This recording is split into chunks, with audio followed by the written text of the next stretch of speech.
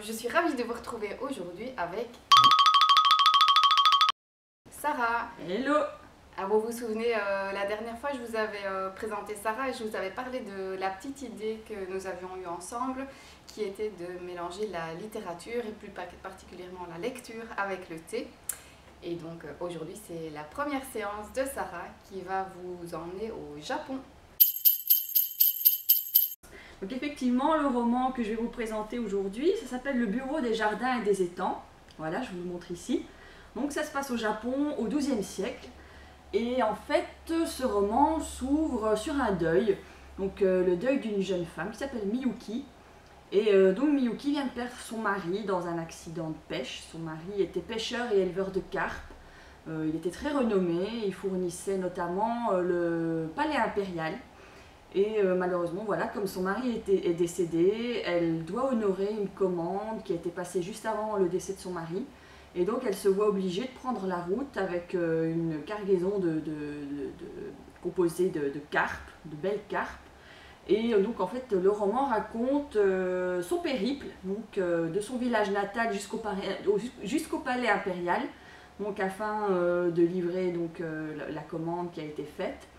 Et donc, comme vous l'imaginez, son parcours ne se fera pas sans embûches. Voilà, son périple sera jalonné d'épreuves et ça raconte un peu donc, toute l'histoire de son voyage. Donc, et en filigrane à côté de ça, le travail de son deuil. Donc, elle va se remémorer tous ses souvenirs avec son mari. Donc, moi j'ai beaucoup aimé ce roman déjà pour la grande finesse de son écriture. Donc, Didier Decoing, qui est l'auteur du roman, c'est un ancien prix Goncourt. Donc on se doute qu'il y a vraiment une très belle écriture derrière.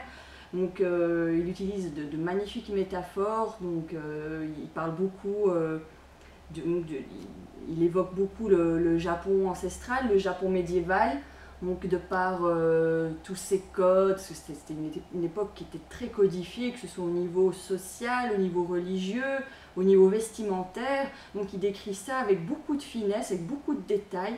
Donc le roman est rempli de notes de bas de page parce que Didier Decoing a vraiment eu le souci d'utiliser le terme japonais qui correspond à telle pratique, tel rituel, tel vêtement.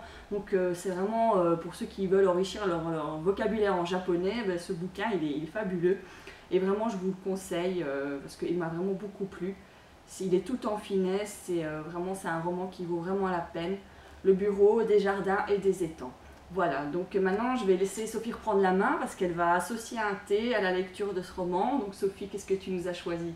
Eh bien, on continue sur le Japon et donc on part sur un thé vert du Japon. Les thés verts sont vraiment la spécialité du Japon. Et ici, j'ai envie de vous inviter à partir sur le cérémonial du Shanoyu. Donc c'est vraiment la cérémonie japonaise telle qu'on la connaît, avec tous ses rituels, de nouveau ses codes. Le thé est vraiment considéré comme la beauté, et donc toute la culture autour du thé va tourner autour de la beauté des gestes, la beauté de l'art, la beauté de la présentation. Et avec ce matcha, on est sur un thé vert très très végétal, donc des notes plutôt de légumes cuits, un peu épinards, un peu poissonneux, type poisson gras, le saumon. Et le matcha a la particularité qu'il est réduit en poudre, donc c'est un thé vert qu'on vient réduire en poudre et donc on va pouvoir mélanger avec un petit fouet, avec de l'eau ou avec du lait. La grande tendance pour l'instant c'est de le consommer avec du lait chaud ou froid et donc en faire une version matcha latte. Et avec le matcha vous êtes vraiment sur un superfood, donc un aliment qui va vous permettre de prévenir les risques de cancer. On est sur quelque chose qui est 10 fois plus antioxydant qu'un thé vert classique. Et donc nous l'avons en stock et donc vous pouvez le retrouver sur la boutique letélisdesophie.be/boutique. Vous pouvez retrouver différents grades. Donc on a le matcha impérial, on a le matcha traditionnel qui vous permettra et de le consommer pour le quotidien et de le consommer pour le cérémonial du Shanoyu. Et puis on a une version matcha culinaire qui vous permet de préparer tout ce qui est milkshake, matcha latte, mais aussi les préparations de desserts, de sauces avec le matcha.